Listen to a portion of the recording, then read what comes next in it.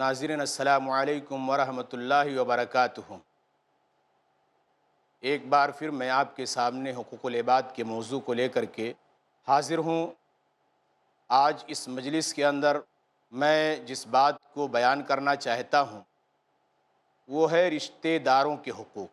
بندوں کے حقوق میں سے ایک حق رشتہ داروں کا ہے۔ رشتہ داروں کے حقوق کی اہمیت کیا ہے، اس کا درجہ کیا ہے، اور اگر ہم رشتہ داروں کے حقوق کی ادائیگی کرتے ہیں تو پھر اس کا بدلہ اور اس کا ثمرہ اور اس کا نتیجہ کیا سامنے آتا ہے، انشاءاللہ ہم یہ آپ کے سامنے ذکر کرنے کی کوشش کریں گے۔ تو رشتہ داروں کے حقوق کے تعلق سے، اس کی اہمیت کے تعلق سے اللہ رب العزت قرآن مجید کے اندر بیان فرماتا ہے وَاعْبُدُوا اللَّهَ وَلَا تُشْرِكُوا بِهِ شَيْئًا وَبِالْوَالِدَيْنِ إِحْسَانًا وَبِذِي الْقُرْبَى۔ اس آیت کریمہ کے اندر اللہ تعالی نے سب سے پہلے اپنی عبادت کرنے کا حکم دیا ہے، پھر شرک سے روکا ہے، پھر والدین کے ساتھ حسن سلوک کی تلقین کی ہے، اور قرابت داروں کے ساتھ حسن سلوک کرنے کی بات کہی ہے۔ اسی طرح اللہ تعالی نے ایک دوسری جگہ فرمایا وَآتِ ذَا الْقُرْبَى حَقَّهُ، قرابت داروں کو ان کا حق دے دو، یعنی تمہارے اوپر ان کے جو حقوق بنتے ہیں ان کی ادائیگی کی کوشش کرو۔ اسی طرح اللہ تعالیٰ فرماتا ہے إِنَّ اللَّهَ يَأْمُرُ بِالْعَدْلِ وَالْإِحْسَانِ وَإِيتَاءِ ذِي الْقُرْبَى۔ اللہ رب العزت حکم دے رہا ہے عدل کرنے کا، اسی طرح احسان کرنے کا، اور قرابت داروں کے حقوق کی ادائیگی کا۔ قرآن مجید کے اندر تقریباً 9 جگہوں پر علیحدہ طور پر قرابت داروں کے ساتھ حسن سلوک کرنے کی تاکید آئی ہے، اور اس کے علاوہ اور دیگر جگہوں پر اور دیگر حکموں کے ساتھ بھی اس کو شامل کیا گیا ہے۔ ناظرین، رشتہ داروں، قرابت داروں کے حقوق کی کیا اہمیت ہے، آئیے میں آپ کو بتلاؤں کہ حضرت ابوبکر صدیق رضی اللہ تعالی عنہ جو خلیفہ راشد ہیں اور اللہ کے رسول صلی اللہ علیہ وسلم کے یار غار رہے ہیں، ان کی بہت ساری فضیلتیں احادیث کی کتابوں کے اندر موجود ہیں، جن کے بارے میں اللہ کے رسول صلی اللہ علیہ وسلم نے یہ کہا ہے کہ میں ابو بکر کے احسان کا بدلہ نہیں چکا سکتا۔ وہ ابو بکر صدیق رضی اللہ تعالیٰ عنہ حضرت مصطح جو ان کے خالہ زاد بھائی تھے اور فقراء مہاجرین میں سے تھے، ان کی وہ کفالت کرتے تھے۔ واقعے فک کے موقع پر جب حضرت عائشہ رضی اللہ تعالی عنہا پر تہمت تراشی کی گئی تو منافقوں کے ساتھ ساتھ حضرت مصطح بھی اس کے اندر شامل ہو گئے اور نہیں سمجھ پائے، اور اس بات کو معاشرے کے اندر، سماج کے اندر ہوا دینے کی کوشش کرنے لگے۔ حضرت ابوبکر صدیق رضی اللہ تعالی عنہ کو جب یہ بات معلوم ہوئی تو ایک انسانی فطرت کے تقاضے کے مطابق ان کے دل کے اندر ملال پیدا ہوا، دکھ اور تکلیف پیدا ہوئی، اور سوچنے لگے کہ وہ آدمی جس کی کفالت میں کر رہا ہوں اور جو میرا اپنا قریبی ہے، خالہ زاد ہے، یہ ہماری بچی کے تعلق سے ایسی بات کہہ رہا ہے، اس تکلیف کی بنیاد پر انہوں نے یہ قسم کھا لی کہ آج کے بعد سے وہ مصطح کی مدد نہیں کریں گے۔ یہ بات مقام صدیقیت کے بالکل خلاف تھی۔ اللہ رب العزت کو یہ آداب پسند نہیں آئی، فوراً قرآن مجید کی آیت کریمہ وَلَا يَأْتَلِ أُولِي الْفَضْلِ مِنْكُمْ وَالسَّعَةِ نازل فرمائی اللہ رب العزت نے کہ تم میں سے جو فضل والے ہیں، وسعت والے ہیں، وہ یہ قسم نہ کھا لیں کہ وہ قرابت داروں اور مسکینوں کو نہیں دیں گے، اور اللہ کے راستے میں جو مہاجرین ہیں ان کو نہیں دیں گے۔ وَلْيَعْفُوا وَلْيَصْفَحُوا، انہیں چاہیے کہ وہ معاف کر دیں، درگزر فرمائیں۔ أَلَا تُحِبُّونَ أَن يَغْفِرَ اللَّهُ لَكُمْ وَاللَّهُ غَفُورٌ رَحِيمٌ، کیا تم نہیں چاہتے ہو کہ اللہ تم کو بخش دے، اور اللہ بخشنے والا، رحم کرنے والا ہے۔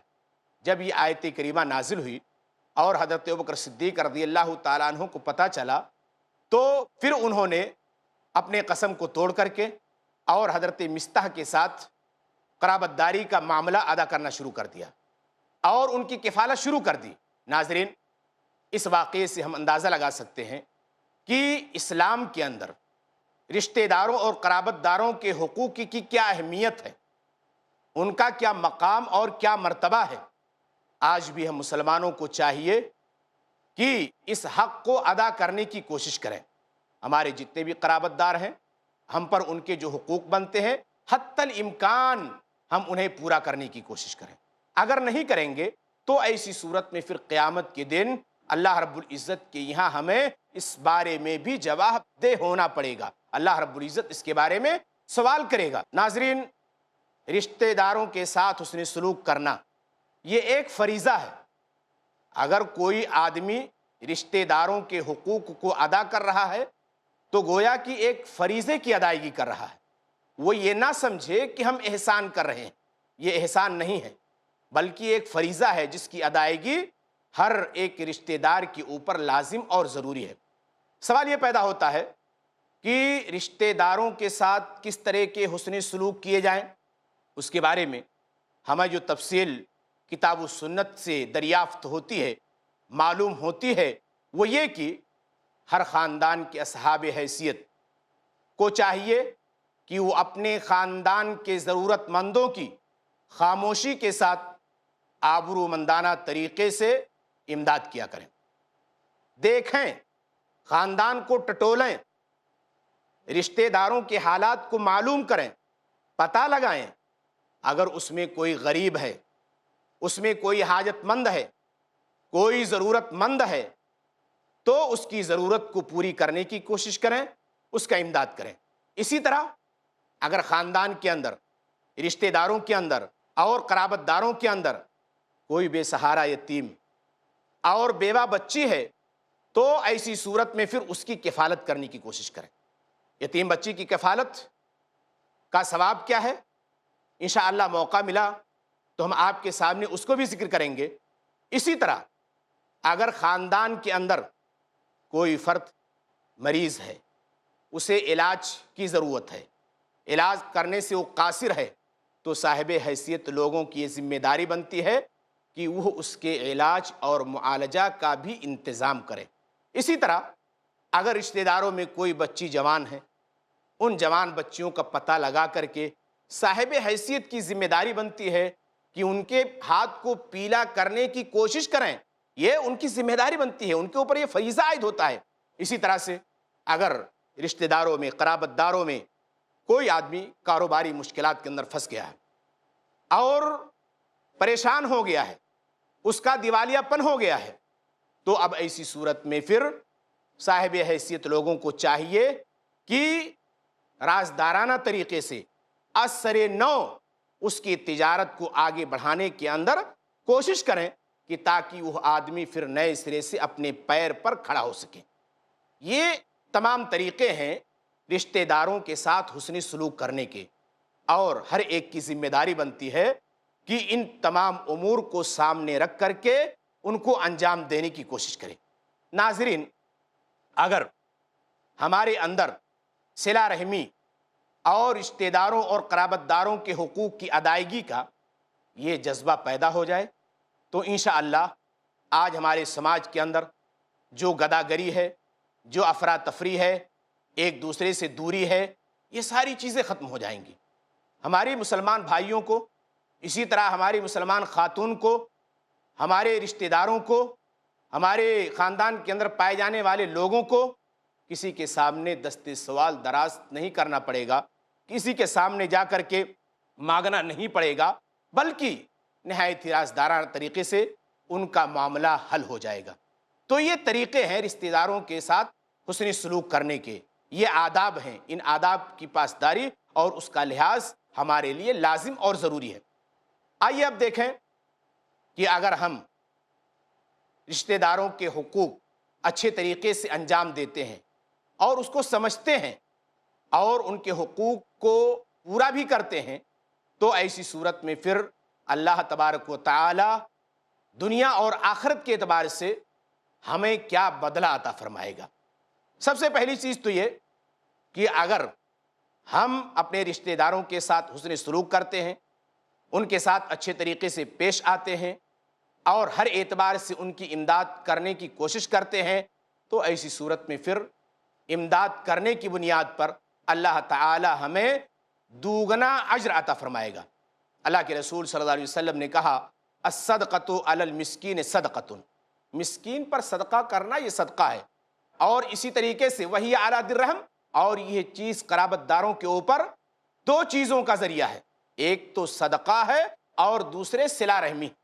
یعنی اگر ہم کسی مسکین کی، عام مسکین کی مدد کرتے ہیں تو صرف ہمیں مسکین کی مدد کرنے کا ثواب ملے گا، لیکن اگر ہم اپنے رشتہ داروں میں سے، قرابت داروں میں سے کسی کی مدد کرتے ہیں، اس کے ساتھ صلہ رحمی کرتے ہیں، تو دو ثواب، ایک تو صلہ رحمی کا اور دوسرے یہ کہ قرابت داری کا، تو اس طرح ہم کو دوگنا اجر ملتا ہے اور دوگنا ثواب ملتا ہے۔ حضرت میمونہ رضی اللہ تعالی عنہا نے اللہ کے رسول صلی اللہ علیہ وسلم سے ذکر کیا کہ اللہ کے رسول، میں نے کیا کیا ہے، اپنی لونڈی کو آزاد کر دیا ہے۔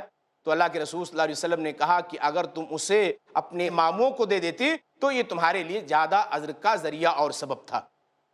تو ناظرین، یہ ہے صلہ رحمی کا فائدہ، پہلا فائدہ کہ اللہ رب العزت ہم کو دوگنا اجر عطا فرماتا ہے۔ اسی طرح دو عورتیں اللہ کے رسول صلی اللہ علیہ وسلم کے پاس آئیں اور کہا کہ اللہ کے رسول، اگر میں اپنے شوہر کی مدد کروں، اسی طریقے سے جو پہلے شوہر سے یتیم بچے ہیں ان کی مدد کروں، تو اللہ کے رسول صلی اللہ علیہ وسلم ہم کو کیا ملے گا؟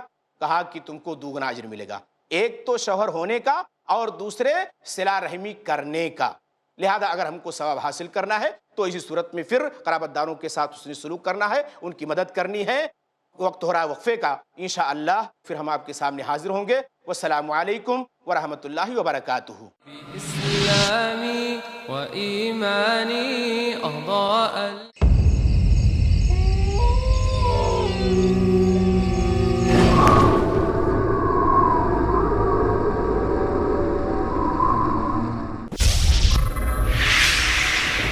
خوف، کیا سچ کیا جھوٹ، دیکھیے ان وسوسوں کا سماج پر اثر اور اس کا علاج ہر جمعہ رات 11:30 بجے صرف i+ TV پر، بہتر زندگی کے لیے۔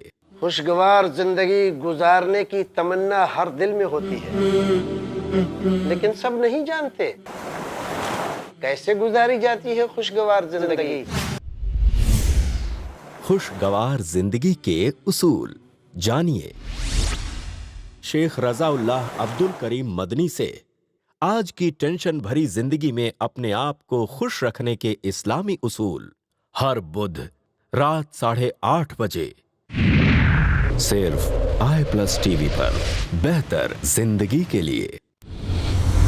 علم و عمل جانیے شیخ عبد الرزاق جامعی سے، قرآن و سنت کے علم کی وہ روشنی جو آپ کو عمل کی منزل سے ہمکنار کرا دے، ہر بدھ دوپہر 3 بجے اور رات 9 بجے صرف i+ TV پر، بہتر زندگی کے لیے۔ موت کی ہولناکیاں جانیے شیخ ابو البیان سے ان سارے سوالوں کے جواب قرآن و سنت کی روشنی میں، ہر جمعرات دوپہر 3 بجے اور رات 9 بجے صرف i+ TV پر، بہتر زندگی کے لیے۔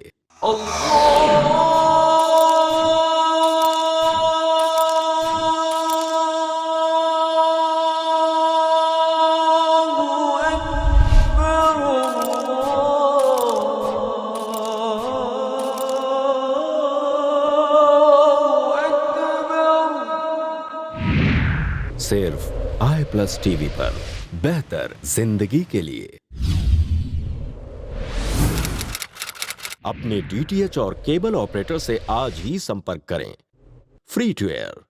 بإسلامي وإيماني أضاء ناظرین السلام علیکم ورحمۃ اللہ وبرکاتہ۔ وقفے کے بعد پھر میں آپ کے سامنے حقوق العباد موضوع لے کر کے حاضر ہوں۔ بات چل رہی تھی رشتہ داروں کے ساتھ صلہ رحمی کے فوائد اور اس کے ثمرات کے تعلق سے پہلا فائدہ ذکر کیا گیا تھا کہ اگر ہم رشتہ داروں کے ساتھ، قرابت داروں کے ساتھ صلہ رحمی کرتے ہیں، ان کی مدد کرتے ہیں، ضرورت پر ان کے کام آتے ہیں، تو اللہ تعالی ہمیں دوگنا اجر عطا فرماتا ہے۔ اسی طرح دوسرا فائدہ یہ ہے کہ رزق کے اندر کشادگی ہوتی ہے، عمر کے اندر اضافہ ہوتا ہے۔ حضرت ابو ہریرہ کی روایت ہے، اللہ کے نبی صلی اللہ علیہ وسلم نے بیان فرمایا، جو یہ چاہتا ہو کہ اس کی رزق کے اندر کشادگی کی جائے، اس کی عمر کے اندر زیادتی کی جائے، تو چاہیے کہ وہ صلہ رحمی کرے، فَلْيَصِلْ رَحِمَهُ، تو چاہیے کہ وہ صلہ رحمی کرے۔ معلوم یہ ہوا اس حدیث سے کہ اگر کوئی انسان چاہے مرد ہو یا عورت قرابت داروں کے ساتھ حسن سلوک سے پیش آتی ہے اور اسی طرح سے ان کی امداد کرتی ہے، ان کے ساتھ صلہ رحمی کرتی ہے، تو اللہ رب العزت اس کی عمر کے اندر بھی زیادتی کرتا ہے اور اس کے رزق کے اندر برکت عطا فرماتا ہے۔ اسی طرح تیسرا فائدہ یہ ہے کہ صلہ رحمی یہ انسان کے لیے جنت کے اندر داخلے کا سبب ہے، ذریعہ ہے۔ ایک شخص اللہ کے رسول صلی اللہ علیہ وسلم کے پاس آیا اور کہا اخبرنی بعمل یدخلنی الجنہ، اے اللہ کے رسول مجھے ایسا عمل بتلائیے کہ جو عمل مجھ کو جنت کے اندر داخل کر دے۔ اللہ کے رسول نے کہا تعبد اللہ ولا تشرک بہ شیئا، اللہ کی عبادت کر، اس کے ساتھ کسی کو شریک نہ کر، نماز قائم کر، زکوٰۃ دے، وتصل الرحمہ، اور صلہ رحمی کر۔ تو یہ فائدے ہیں، 3 فائدے ذکر کیے گئے۔ ایک تو دوگنا اجر ملتا ہے، دوسرے یہ کہ عمر اور رزق کے اندر کشادگی ہوتی ہے، تیسرے یہ کہ صلہ رحمی کرنے کی بنیاد پر ہمارے لیے جنت کے اندر دخول کا راستہ ہموار ہوتا ہے۔ اللہ رب العزت ہمارے لیے جنت کے اندر داخلے کا راستہ کھول دیتا ہے۔ لہذا اگر ہمیں ان اجر کو اور ان ثوابوں کو حاصل کرنا ہے تو ہمیں چاہیے کہ ہم اپنے رشتہ داروں اور قرابت داروں کے ساتھ حسن سلوک کریں، ان کے ساتھ اچھے سے پیش آئیں، ان کے تمام معاملات کی دیکھ بھال کریں۔ خاندان کے اندر یتیم بچیاں ہوں تو ان کی پرورش کریں، اسی طرح شادی لائق بچیاں ہوں تو ان کا ہاتھ پیلا کریں۔ تو یہ ساری چیزیں ہم کو انجام دینی ہیں۔ جس طرح اسلام کے اندر صلہ رحمی کے فوائد ذکر کیے گئے، اسی طرح اگر کوئی آدمی قطع تعلقی کرتا ہے، یعنی صلہ رحمی کو کاٹتا ہے، رشتہ داری کو کاٹتا ہے اور دوری اختیار کرتا ہے، تو ایسی صورت میں پھر اس کا نقصان بھی اٹھانا پڑے گا۔ سب سے پہلا نقصان تو یہ ہے کہ قطع رحمی، رشتہ داری کو کاٹنا، اپنے آپ کو اس سے دور کرنا، یہ انسان کے لیے جنت میں جانے کا رکاوٹ اور ذریعہ ہوں۔ اللہ کے نبی صلی اللہ علیہ وسلم نے بیان فرمایا لا يدخل الجنت قاطع، کوئی قطع رحمی کرنے والا، رشتہ کو کاٹنے والا یہ جنت کے اندر داخل نہیں ہو سکتا ہے۔ اسی طرح قیامت کے دن یہ صلہ رحمی عرش الہی کے ساتھ معلق ہو کر کے اللہ سے دعا کرے گی اور بد دعا کرے گی۔ اللہ کے نبی نے فرمایا الرحم معلقۃ بالعرش، یہ رحم، یہ قرابت داری، یہ رشتہ داری عرش سے لٹکی ہوئی ہوگی، کہے گی جس نے دنیا کے اندر مجھ سے صلہ رحمی کی، رشتے کو جوڑا، اے اللہ تو اس کو جوڑ دے، اور جس نے رشتہ داری کو کاٹا، اے اللہ تو اس کو بھی کاٹ دے۔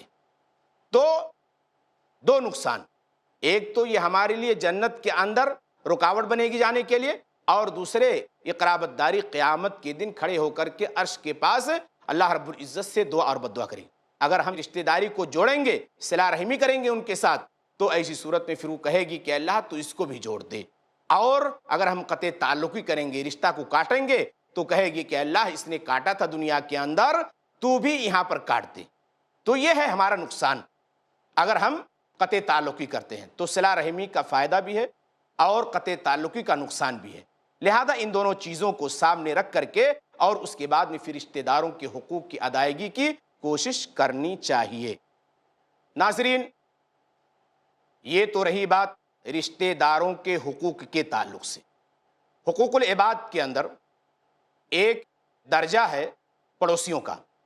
اسلام نے پڑوسیوں کے کیا حقوق بتلائے ہیں اور کس طرح ہمیں اس کی ادائیگی کرنی ہے، آئیے ہم اس کو دیکھنے کی کوشش کرتے ہیں۔ اللہ رب العزت نے قرآن مجید کے اندر جہاں قرابت داروں کے ساتھ صلہ رحمی کی بات کہی ہے، وہیں پر اللہ تعالیٰ نے پڑوسیوں کے ساتھ بھی صلہ رحمی کی بات کہی ہے۔ بیان فرمایا وَعَبُدُ اللَّهَ وَلَا تُشْرِكُوا بِهِ شَيْئًا وَبِالْوَالِدَيْنِ إِحْسَانًا وَبِذِي الْقُرْبَى وَالْيَتَامَى وَالْمَسَاكِينِ وَالْجَارِ ذِي الْقُرْبَى وَالْجَارِ الْجُنُبِ وَالصَّاحِبِ بِالْجَنبِ وَابْنِ السَّبِيلِ۔ اللہ کی عبادت کرو، اس کے ساتھ کسی کو شریک نہ کرو، والدین کے ساتھ حسن سلوک کرو، قرابت داروں کے ساتھ حسن سلوک کرو، یتیم و مسکینوں کے ساتھ حسن سلوک کرو، اور قرابت دار جو پڑوسی ہیں ان کے ساتھ، اسی طریقے سے جو دور کے پڑوسی ہیں ان کے ساتھ، اور جو بغل کے پڑوسی ہیں ان کے ساتھ، اور مسافروں کے ساتھ۔ ہم آپ کے سامنے بتلائیں گے کہ ہمارے اوپر پڑوسیوں کے حقوق کیا ہیں۔ پڑوسی کتنی طریقے ہوتے ہیں، ان کی 3 قسمیں بتلائی گئی ہیں۔ پہلی قسم ہے رشتہ دار پڑوسی۔ رشتہ دار پڑوسی وہ ہیں جن سے ہمارا نسبی اور خاندانی قرابت ہو۔ اس کا 2 حق ہے، ایک تو پڑوس میں رہنے کا، اور دوسرے نسبی اور خاندانی قرابت کا۔ اجنبی پڑوسی جو ہمارے بغل میں تو ہو لیکن اس کے حسب و نسب سے ہم واقف نہ ہوں، مسلمان ہے تو ایسی صورت میں پھر مسلمان ہونے کی وجہ سے بھی اس کے اوپر ہماری ذمہ داری بنتی ہے کہ ہم اس کے حقوق کا پاس و لحاظ رکھیں۔ عارضی پڑوسی، عارضی پڑوسی کون ہے؟ کوئی شخص سفر کر رہا ہے، راستے میں بس کے اندر، ٹرین کے اندر، ہوائی جہاز کے اندر آپ کے بغل میں جو بیٹھنے والا آپ کا ہم مسافر ہے وہ بھی آپ کا پڑوسی ہے۔ جتنی دیر تک ہم اس کے ساتھ رہیں تو اس کے ساتھ حسن سلوک کرنے کی کوشش کریں، اور اس طرح کے معاملات انجام دے کہ جب وہ ہم سے جدا ہو تو ایسی صورت میں بڑے ہی خوش و خرم کے ساتھ جدا ہو، اس کے ذہن کے اوپر، اس کی پیشانی کے اوپر بل نہ ہو بلکہ اس کی پیشانی کے اوپر خوشی کے آثار ظاہر ہوں۔ تو یہ پڑوسیوں کی 3 قسمیں بیان کی گئی ہیں، اور ان 3 قسموں کے ساتھ اللہ رب العزت نے حسن سلوک کرنے کا حکم دیا ہے، اور اس کی بڑی تاکید آئی۔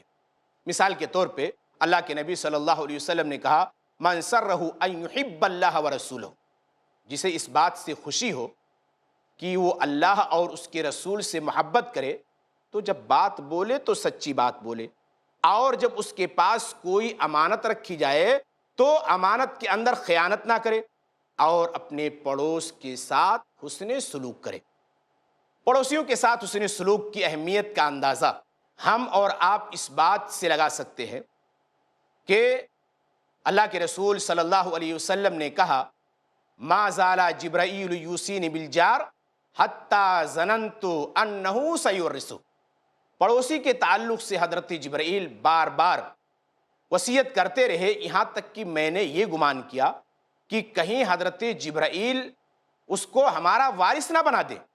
اور اسی طرح اللہ کے نبی نے بیان فرمایا یا نساء المسلمات، اے مسلمان عورتوں، لا تحقرن جارۃ لجارتہا، کوئی پڑوسن اپنے پڑوسن کو حقیر نہ جانے، ولو پھر سے نہ شاتن، اگرچہ بکری کا ایک کھر ہی کیوں نہ ہو۔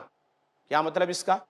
اگر ہمارے گھر پر کوئی چیز بن نہیں ہے تو اس کو معمولی سمجھ کر کے ایسا نہ ہو کہ ہم اپنے پڑوس کے یہاں نہ بھجوائیں، یا اسی طریقے سے ہم نے کوئی چیز تیار کی، وہ معمولی چیز ہے، پڑوس کے یہاں ہم نے بھجوایا، تو پڑوسی کو بھی یہ تاکید ہو رہی ہے اور یہ حکم ہو رہا ہے کہ اگر پڑوس سے بکری کی کھر بھی آتی ہے تو ایسی صورت میں اس کو حقیر جان کر کے، حقیر سمجھ کر کے اسے لوٹا نہیں دینا چاہیے، بلکہ اس کو استعمال میں لانا چاہیے، اس کو رکھنا چاہیے، اور اپنے اس پڑوس کی ہمت افزائی کرنی چاہیے۔ تو یہ ساری دلائل اس بات کی جانب اشارہ کر رہے ہیں کہ پڑوسیوں کی بڑی اہمیت ہے، ان کا بڑا مقام ہے، ان کا بڑا درجہ ہے، اور ہمیں ان کے حقوق کو ہر اعتبار سے پورا کرنے کی ضرورت ہے۔ اگر ہم نہیں کریں گے تو ایسی صورت میں پھر اللہ تبارک و تعالیٰ کے یہاں اس کے بارے میں بھی جواب دہ ہونا پڑے گا۔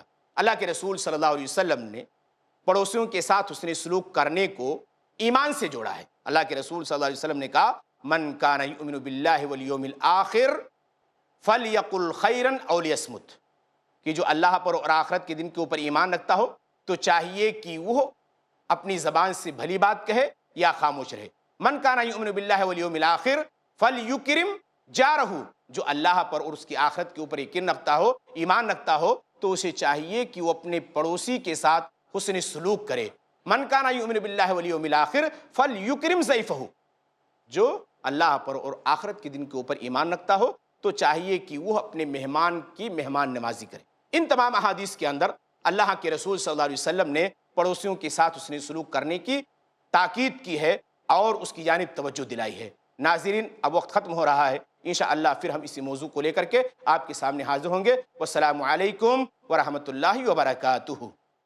بإسلامي وإيماني أضاء الكون وزمن، بإسلامي وإيماني أضاء الكون وزمن، بإسلامي وإيماني أضاء الكون والزمن، بإسلامي وإيماني.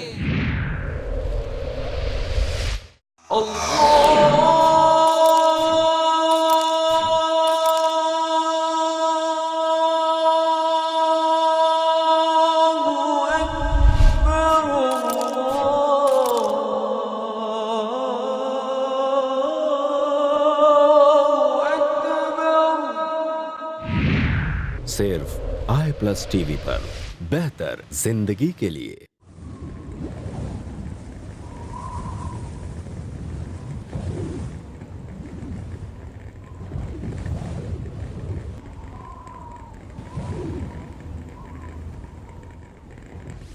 السلام علیکم ورحمۃ اللہ وبرکاتہ. میرے بھائیوں اور بہنوں، پچھلے مہینے آپ کے سامنے i+ TV بچانے کی اپیل ہم نے رکھی. الحمدللہ پورے ملک سے لوگوں کے کالز اور تعاون کا ایک ایسا سلسلہ شروع ہوا کہ دیکھتے ہی دیکھتے آدھی سے زیادہ رقم جمع بھی ہو گئی اور ادا بھی ہو گئی. اسی وجہ سے ہمیں کچھ اور دنوں کی مہلت مل چکی ہے باقی کی رقم ادا کرنے کے لیے. اس کا مطلب یہ ہے کہ آپ کا یہ اسلامک ٹی وی چینل 28 فروری بند نہیں ہوا. 1 روپیہ ہو یا 1 لاکھ روپے ہو، جو بھی رقم آپ نے i+ TV کو دی، الحمدللہ یہ رقم کے ذریعے i+ TV کو جیسے ایک نئی زندگی ملی ہے. مثال کے طور پر حیدرآباد شہر کے ہمارے ایک کالر عبد الرحمن، جو ایک نابینا بچہ ہے اور دن بھر i+ TV سنتا ہے، اس نے اپنی جمع کی ہوئی 100 روپے کی رقم i+ TV کو ڈونیٹ کی. ہم اس کے اس جذبے کی قدر کرتے ہیں اور آپ تمام کے جذبوں کی قدر کرتے ہیں. آپ کے اس عمل کا بدلہ تو صرف اللہ دے سکتا ہے. ہم تو صرف اللہ سے دعا کر سکتے ہیں کہ اس مشکل وقت میں آپ نے i+ TV کا ساتھ دیا. اللہ آپ کی بھی مشکلیں دور کرے اور آپ کے اہل و عیال کو دنیا اور آخرت کی مشکلوں سے بچائے اور آپ کے رزق میں بھرپور برکت دے. آمین. اگر آپ چاہتے ہیں کہ یہ سلسلہ اسی طرح چلتا رہے تو i+ TV کو ملی ہوئی مدت میں مکمل طور پر بچانے کے لیے ہمارا بھرپور ساتھ دیں اور بڑھ چڑھ کر تعاون کریں.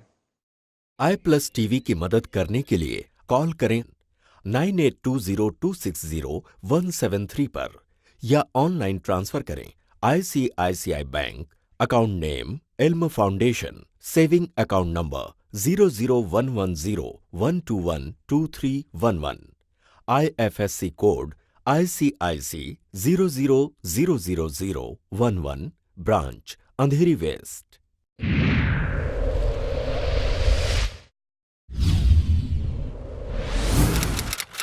اپنے DTH اور کیبل آپریٹر سے آج ہی سمپرک کریں. Free to year.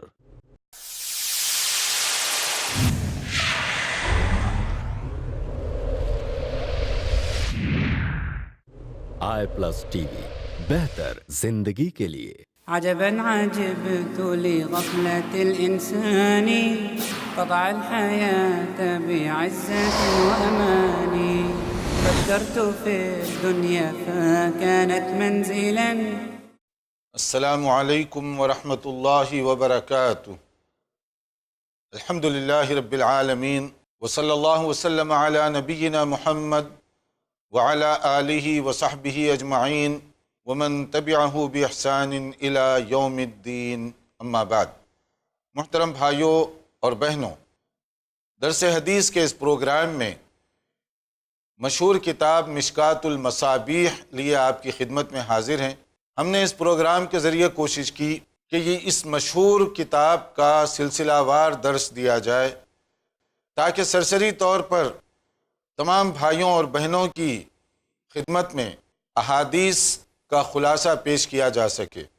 اس کتاب میں مختلف عنوانات کے تحت متعدد احادیث بیان کی گئی ہیں اور کوشش کی جا رہی ہے کہ ہر باب میں ذکر کردہ احادیث کا خلاصہ آپ کے سامنے پیش کیا جائے. ہم اس سے پہلے کتاب الصلاۃ کے حوالے سے خاص طور پر نماز کے اوقات کا تذکرہ کر رہے تھے کہ نماز وقت مقررہ پر فرض ہے. یہ نہیں ہے کہ جب آپ چاہے پڑھ لیں، جتنی آپ چاہے پڑھ لیں، جیسے آپ چاہے پڑھ لیں. ان میں سے کسی چیز کی ہمیں اجازت نہیں دی گئی. صلاۃ عبادت ہے اور عبادت میں اصول یہ ہے کہ وہ عین سنت کے مطابق ہو. عبادت ہم اپنی مرضی سے نہیں کر سکتے. جس طرح اور جیسے کرنے کا حکم دیا گیا اسی طریقے سے اس کو بجا لانا ہوگا. اسی لیے ہمیں معلوم کرنے کی ضرورت ہے کہ رسول اکرم صلی اللہ علیہ وسلم نے نماز کا کیا طریقہ بتایا، اس کے کیا اوقات بتائے، ٹائم ٹیبل کیا ہے نماز کا، اس کی علامتیں کیا ہیں، پھر اس کے بعد اس کی کیفیت کیا ہونی چاہیے. اگر ہم نماز کی بنیادی باتوں سے تک واقف نہ ہوں تو کس طریقے سے دین کے اس اہم فریضے پر عمل کر سکتے ہیں.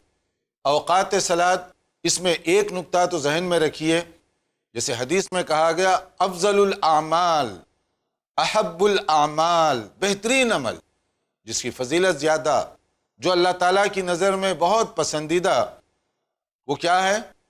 وقت پر نماز ادا کرنا. ڈیلے کرنا غلط، وقت سے پہلے ادا کرنا باطل. وقت پر نماز. اور وقت کے سلسلے میں نماز کی فرضیت کے ساتھ حضرت جبرائیل علیہ السلام تشریف لا کر خود انہوں نے طریقہ بتایا، وقت کا بھی، نماز کی ادائیگی کا بھی. رسول اکرم صلی اللہ علیہ وسلم کو ایک مرتبہ تشریف لائے، ابتدائی وقت میں انہوں نے نماز ادا کروائی، اور ایک مرتبہ آخری وقت میں، اور اس کے بعد کہا کہ نماز کا یہ وقت ہے، یعنی شروع یہ اور ختم یہ، اس کے درمیان ہو جانا چاہیے. تو نماز کا طریقہ بھی گویا کہ من جانب اللہ ہے، اللہ ہی کی طرف سے اس کے اوقات متعین کیے گئے. کون سی نماز کیسے صحابہ کرام رضوان اللہ علیہ مجمعین پڑھا کرتے تھے، حدیث کی اس مشہور کتاب کے ذریعے سے آپ اس کو پہچانیں. اگرچہ کہ آج کل مختلف طریقوں سے یہ سہولتیں رکھی گئی ہیں کہ آپ ٹائم ٹیبل وغیرہ کسی اسلامی سینٹر، مسجد وغیرہ سے لے کر اس پر عمل کر سکتے ہیں، لیکن اصل جو طریقہ ہے وہ آدمی کو معلوم ہونا چاہیے، تاکہ یہ نہ ہو کہ کہیں غلط کوئی چیز رائج ہو گئی تو اسی طرح سے ہم بھی عمل کرتے چلے جائیں، معلوم کیے بغیر کہ درست اور صحیح طریقہ کیا ہے. رسول اکرم صلی اللہ علیہ وسلم کے زمانے میں ظہر کی نماز کا جو انداز ہوا کرتا تھا، ایک تو زوال کے بعد اس کا ٹائم شروع ہوتا ہے. جیسے صحابہ کرام کہتے ہیں کنا اذا صلینا خلف النبی صلی اللہ علیہ وسلم بالظہائر سجدنا علی ثیابنا اطفاء الحر. صحیح بخاری اور مسلم کی حدیث ہے کہ گرمی کے زمانے میں نماز ظہر پڑھتے تو ظاہر ہے کہ اس زمانے میں مسجد میں کوئی کارپیٹ اور غالیچے وغیرہ یہ چیزیں تو بچھی ہوئی نہیں تھیں، زمین پر ہی وہ عام طور پہ نماز پڑھا کرتے تھے. اور ریت، گرمی کی وجہ سے اس میں ایک تپش پیدا ہو جاتی، تو اس گرمی کی شدت کو کم کرنے کے لیے صحابہ کرام کبھی اپنا کپڑا، رومال وغیرہ ڈال لیا کرتے تھے تاکہ سجدہ کرنے میں سہولت ہو. اس سے دونوں باتوں کا اندازہ کریں، ظہر کی نماز کب پڑھی جاتی ہے، اور دوسرا یہ ہے کہ ان کی سادگی کا کیا عالم تھا. اور یہ وہ مسجد ہے، مسجد نبوی، جس سے ایسی مسلمانوں کی جماعت تیار ہوئی جنہوں نے مختلف شعبۂ زندگی میں بڑی گراں قدر خدمات انجام دیں، اور یہاں سے ایسے ایسے ماہرین پیدا ہوئے علوم و فنون میں اور اس زمانے کی ٹیکنالوجی میں، چاہے وہ سپاہ گری کا مسئلہ ہو، چاہے وہ جہاد کا ہو، چاہے وہ مختلف مسائل ہوں، حکمرانی کے مسائل، سفارتی مسائل، کہ کس طریقے سے انہوں نے اس کو حل کیا اور کس طریقے سے لوگوں کے سامنے وہ نمونہ قائم کرتے گئے۔ سادگی کے باوجود انتہائی اعلیٰ درجے کا نمونہ انہوں نے قائم کیا۔ عدلیہ کا ایسا سسٹم، جوڈیشری کا انہوں نے انٹروڈیوس کروایا کہ اس سے بہتر یا اس کے برابر متوازی کوئی اور سسٹم تلاش نہیں کیا جا سکتا دنیا میں، کہ ہر ایک کو انصاف مل سکے اور بہت آسانی کے ساتھ مل سکے۔ چونکہ ہم ابھی اس وقت نماز کے بارے میں گفتگو کر رہے ہیں، تو ہم یہ بتانا چاہتے ہیں کہ مسجدیں سادہ ہوا کرتی تھیں لیکن روحانیت سے بھرپور تھیں، معمور تھیں، کیفیت تھی وہاں پر۔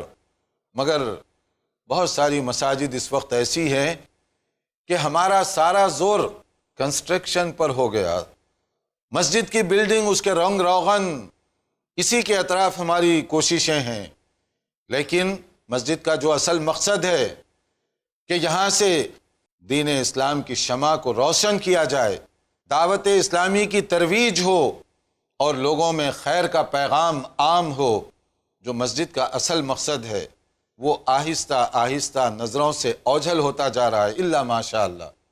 اس لیے کوشش کیجئے کہ مسجد کی بلڈنگ سے زیادہ مسجد کے مقصد کو سامنے رکھیے، اور مقصد جب سامنے ہوگا تو پھر آدمی اسی چیز پر زیادہ فوکس کرے گا، ورنہ توجہ ساری کنسٹرکشن، پلاننگ کیسے بنائیں، کتنی خوبصورت ہو اور کس طرح کا ڈیزائن ہو، یہ سب چیزیں اپنی جگہ ٹھیک ہو سکتی ہیں، مگر یہ سب ذیلی اور ضمنی چیزیں ہیں۔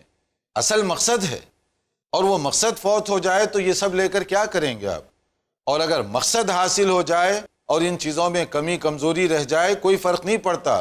مسجد نبوی شروع میں بہت معمولی سی چھپر کی بنی ہوئی تھی، پتیوں کے، کھجور کے تنوں سے اس کا ستون کا کام لیا گیا اور پتیوں کے ذریعے سے اس کی چھت کا کام لیا گیا، فرش کی جگہ پر وہی ریتی بچھی ہوئی تھی وہاں پر، لیکن وہاں سے جو خیر اور وہاں سے جو نور پھوٹا اور دنیا بھر کو منور کیا، آپ دیکھ لیجئے اس کو۔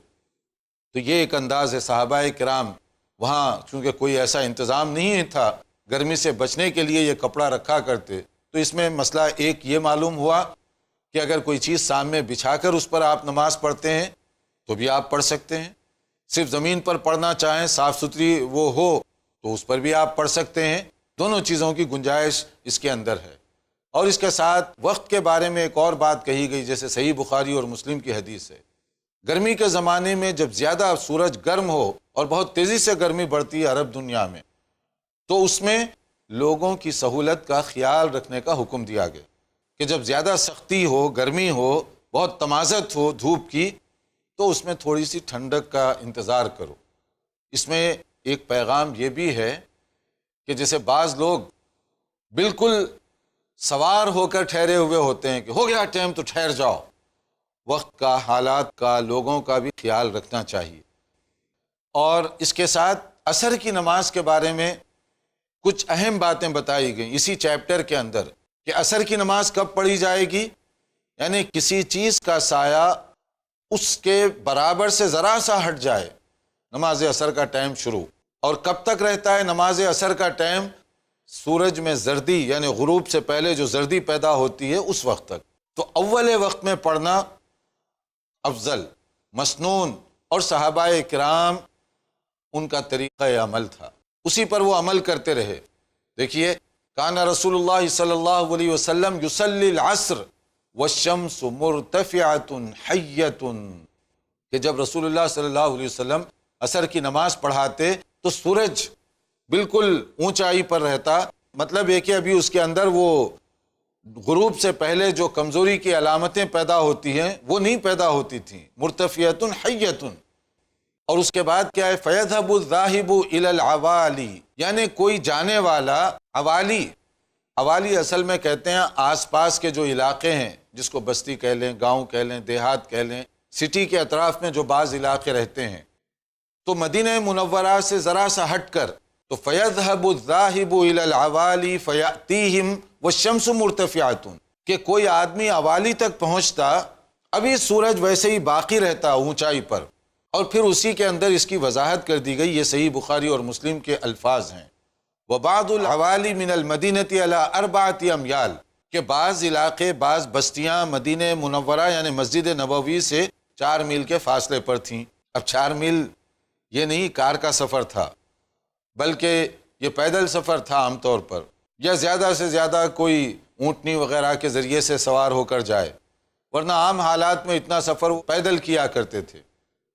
تو مسجد نبوی میں نماز عصر ادا کر کے اپنے علاقے میں پہنچتے، 4 میل دور چلتے ہوئے جاتے تو سورج ابھی تمازت کے ساتھ باقی رہتا۔ تو اس کا مطلب یہ ہے، اصل میں بتانا اس سے مطلب یہ ہے کہ عصر کی نماز وہ لوگ کب پڑھا کرتے تھے۔ تو غیر ضروری ڈیلے کرنا نماز میں، غیر ضروری تاخیر کرنا، اتنا ہے کہ سورج غروب ہونے سے بالکل قریب جا کر نماز آپ پڑھنے کی کوشش کر رہے ہیں، یہ پسندیدہ چیز نہیں۔ جیسے ایک اور حدیث ہے جس میں کہا گیا، صحیح مسلم کی حدیث ہے، عجبا عجبت لغفلة الإنسان قطع الحياة بعد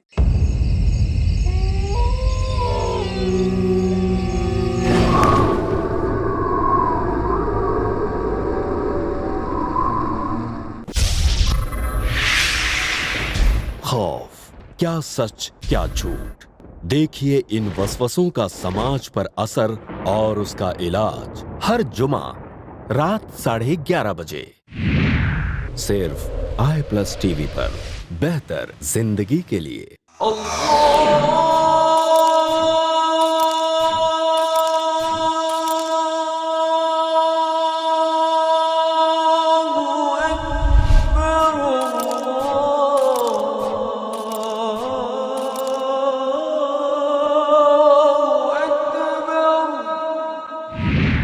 صرف i+ TV پر، بہتر زندگی کے لیے۔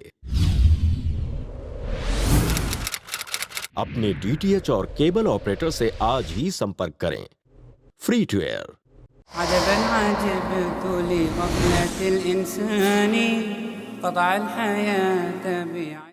جیسے ایک اور حدیث ہے جس میں کہا گیا، صحیح مسلم کی حدیث ہے۔ دیکھیے حدیث پڑھنے کا، سننے کا یہی فائدہ ہونا چاہیے کہ ہم عمل کرنے کے لیے اپنے آپ کو آمادہ کریں، اور یہ اتنی جرت اور حوصلہ ہمارے اندر ہو کہ جب صحیح حدیث آ جائے، اتھینٹک حدیث، تو قبول کرنے کا شوق اور جذبہ اپنے اندر رکھیے۔ اسی کو کہتے ہیں قرآن و سنت کی عملاً بالادستی کو تسلیم کرنا۔ یوں تو ہر مسلمان کہتا ہی ہے کہ میں قرآن و حدیث کو مانتا ہوں، لیکن جب پیش کیا جائے تو نہیں مانتے۔ تو یہ زبانی دعووں سے بات نہیں بنتی۔ حدیث کو ماننے کا مطلب جب صحیح حدیث آپ کے سامنے آئے، قبول کرنے کا جذبہ ہو، شوق ہو، اس میں ایکسکیوزز مت تلاش کرو، تعویلات مت کرو، قیل و قال مت کرو۔ اگر آپ ایکسکیوزز تلاش کر رہے ہیں تو اس کا مطلب ہے آپ عملاً پریکٹیکل زندگی میں حدیث کی بالادستی کو آپ تسلیم نہیں کر رہے ہیں۔ یہیں سے پھر خرابی اور گڑبڑ پیدا ہوتی ہے۔ یہ جرت اور حوصلہ پیدا کیجئے، حدیث پڑھیں، جب صحیح حدیث ہے ثابت ہو جائے یا کوئی معتبر عالم دین بتا دے کہ یہ صحیح حدیث ہے تو قبول کر لیے اور اس پر عمل کرنے کا اپنے اندر شوق رکھیے۔ یہی رسول اکرم صلی اللہ علیہ وسلم سے محبت کا بھی انداز ہے۔ فرمایا گیا صلاۃ المنافق، کہ منافق کی عصر کی نماز خاص طور پر، کیونکہ عصر کا ذکر ہو رہا ہے، تو منافق ہیپوکریٹ وہ عصر کی نماز میں ڈیلے کرتے ہیں، تاخیر سے کام لے رہے ہیں۔ وَيَرْقُبُ الشَّمْسَ حَتَّى إِذَا اصْفَرَّتْ وَكَانَ بَيْنَ قَرْنَيْ الشَّيْطَانِ، اتنا ڈیلے کرتے ہیں کہ اس کے اندر اب زردی پیدا ہونے لگتی ہے، یعنی غروب سے پہلے جو زردی آ جاتی ہے اس وقت تک ڈیلے کرتا ہے، بیٹھ کر انتظار کر رہا ہے، اور پھر اس کے بعد جب وہ شیطان کی 2 سینگوں کے درمیان ہو، یعنی سورج غروب ہونے سے پہلے شیطان کچھ اس طرح سے ٹھہرتا ہے کہ جیسے عبادت کرنے والے اس موقع پر اسے عبادت کریں، اسی کو کہتے ہیں بین قرنی شیطان۔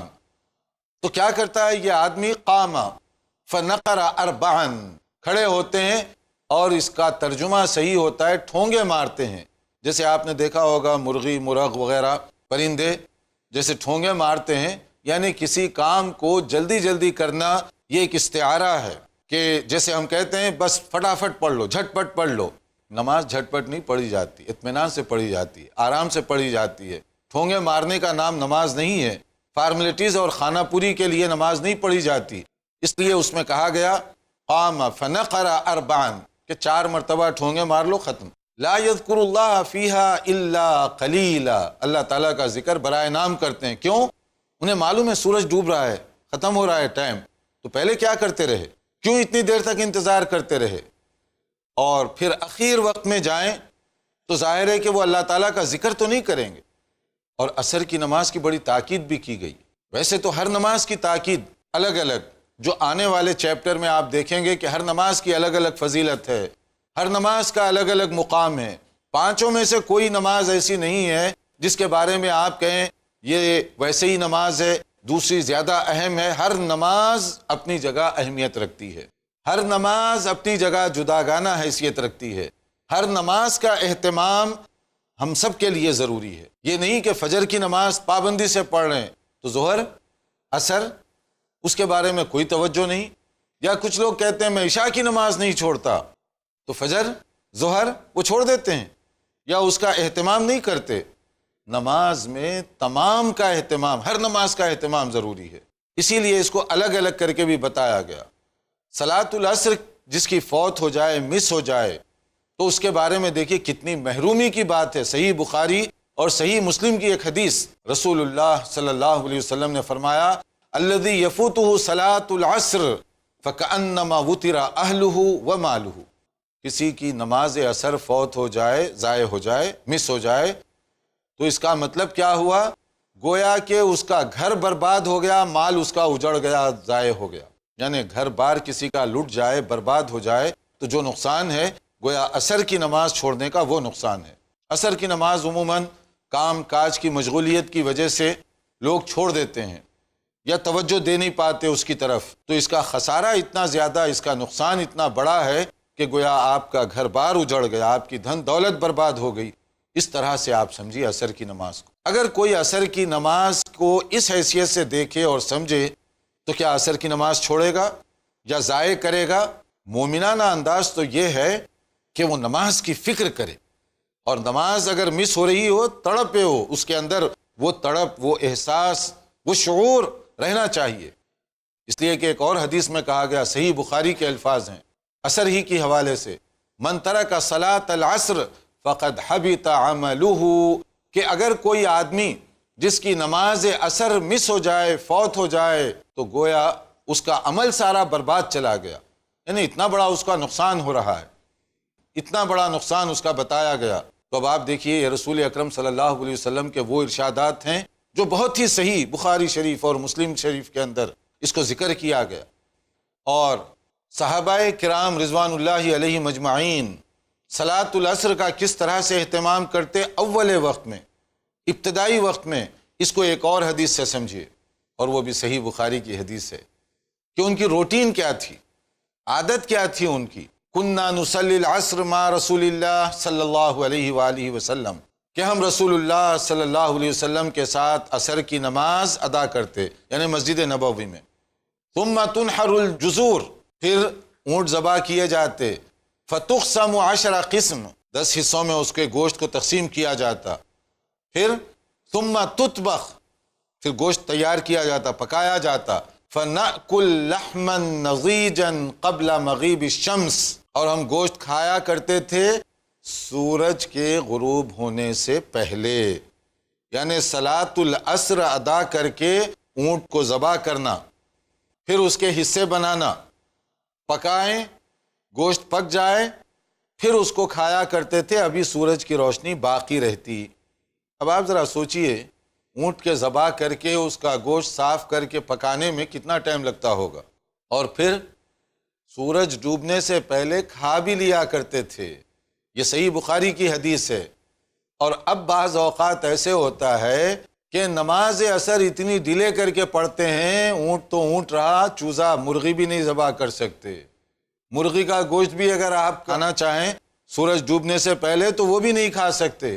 یعنی بالکل آخری وقت میں. دیکھیے یہ کوئی مجبوری اور کوئی عذر ہو تب تو الگ بات ہے، لیکن نارمل حالات میں روٹین بنا لینا نماز عصر کو تاخیر اس حد تک کرنا یہ نبی صلی اللہ علیہ وسلم کے صحابہ کا پسندیدہ طریقہ نہیں تھا۔ اس لیے یہ حدیث اور رسول اللہ صلی اللہ علیہ وسلم اور آپ کے صحابہ، آپ کے اسٹوڈنٹس، آپ کے تلامذہ، ان کا جو نمونہ پیش کیا جا رہا ہے، یہ کیوں؟ یہ صرف معلومات کے لیے نہیں، کیونکہ حدیث انفارمیشن نہیں ہے، بلکہ حدیث زندگی کا، یہ ہماری نامہ اعمال کو درست کرنے کا ذریعہ ہے، کتاب زندگی ہے ہمارے لیے۔ اس کے آئینے میں ہم اپنے اعمال کو درست کریں، سنواریں، بنائیں اس کے مطابق۔ کہیں کوئی کوتاہی ہو، حدیث رسول صلی اللہ علیہ وسلم کی روشنی میں اس کو درست کرنے کی فکر کریں۔ اسی طرح صلاۃ الفجر کا مسئلہ کہ نماز فجر نبی کریم صلی اللہ علیہ وسلم کے زمانے میں کب پڑھی جاتی تھی؟ اول وقت۔ دیکھیے اس میں اس زمانے میں کیا رواج تھا، یہ بھی صحیح بخاری اور صحیح مسلم کی حدیث ہے، اتھینٹک حدیث، حدیث کی اعلیٰ ترین قسم فجر کی نماز کے حوالے سے۔ کان رسول اللہ صلی اللہ علیہ وسلم لیصلی الصبح فتنصرف النساء، کہ رسول اللہ صلی اللہ علیہ وسلم کے زمانے میں جب آپ صبح کی نماز پڑھاتے تو خواتین بھی آیا کرتی تھیں مسجد میں نماز پڑھنے کے لیے، نبی صلی اللہ علیہ وسلم کی جماعت میں شامل ہونے کے لیے۔ تو خواتین چادر وغیرہ لپیٹ کر آتی، اور اندھیرے کی وجہ سے کوئی ان کو پہچان نہیں پاتا تھا کون ہیں یہ ہے اصل میں نقطہ سمجھنے کا، کہ صلاۃ الفجر میں جب وہ حاضر ہوتی تو کوئی پہچان نہیں سکتا تھا، اندھیرا ہوتا، اور اس اندھیرے کی وجہ سے لوگ پہچان نہیں پاتے تھے۔ یعنی اول وقت جیسے ہی نماز کا وقت شروع ہوتا، عام طور پر آپ کی جماعت وہاں پر کھڑی ہو جاتی تھی۔ ایک نقطہ تو یہ معلوم ہوا۔ دوسرا کیا معلوم ہوا اس کے اندر؟ دوسرا نقطہ یہ معلوم ہوا کہ رسول اللہ صلی اللہ علیہ وسلم کے زمانے میں مسجد نبوی میں خواتین بھی آیا کرتی تھیں جماعت کے ساتھ نماز ادا کرنے کے لیے۔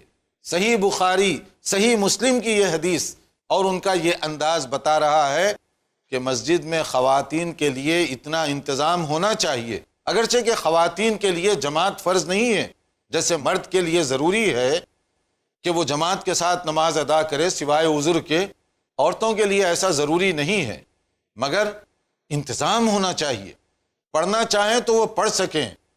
اور یہ صحابہ کرام رضوان اللہ علیہ مجمعین کے زمانے میں ہوتا رہا۔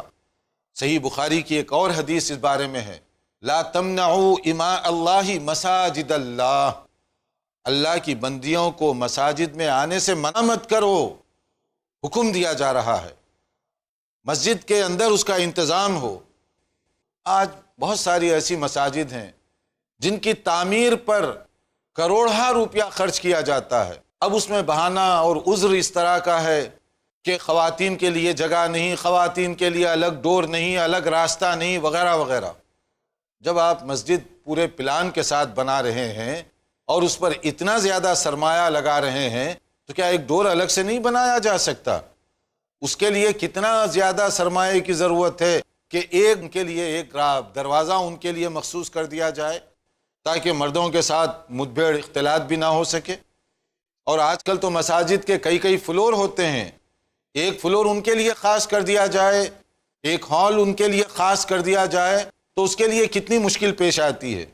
اور بعض مقامات پر، خاص طور پر بڑے شہروں میں اس کی ضرورت بھی ہے، اس کی ضرورت بھی ہوتی ہے، اس لیے کہ بڑے شہروں میں جب نماز کا وقت ہو جائے، مرد صاحب تو جا رہے ہیں مسجد کے اندر نماز پڑھنے، اور خاص طور پر اگر گھر دور ہو تو، اور بیگم صاحبہ کیا کریں، نماز فرض نہیں ہے ان پر، بیٹیاں بیٹھی ہوئی ہیں، نماز فرض نہیں ہے ان پر، کہاں پڑھیں گی؟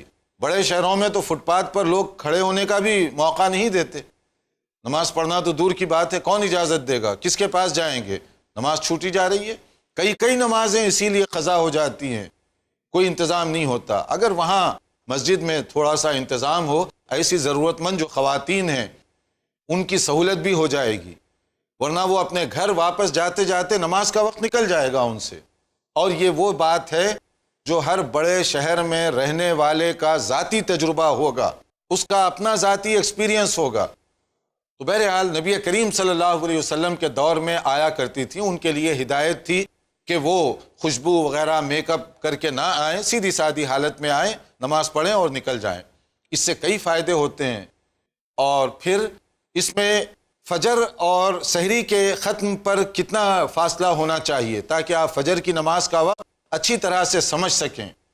اس کے لیے دیکھیے صحابہ کرام اندازہ لگایا کرتے تھے کہ نبی صلی اللہ علیہ وسلم سحری ختم فرماتے اور فجر کی نماز شروع کرتے تو 50 آیتوں کی تلاوت کا وقت ہوتا. 50 آیتیں کتنی دیر میں آپ پڑھتے ہیں؟ تقریباً 10 منٹ سمجھ لیجئے. یعنی سحری ختم ہوئی 10 منٹ بعد فجر کی جماعت شروع ہو گئی. یہ ایک تخمینہ ہے. اس میں اور بھی نماز کی جو الگ الگ اس کے اوقات اور تفصیلات بتائی گئی ہیں. چونکہ ہمارا وقت یہاں پر پورا ہو رہا ہے، انتظار کیجئے ہماری اگلی محفل کا. انشاءاللہ تعالی اس میں مزید احادیث کور کرنے کی کوشش کی جائے گی. والسلام علیکم ورحمۃ اللہ وبرکاتہ. عجبا عجبت لغفلة الإنسان قطع الحياة بعزة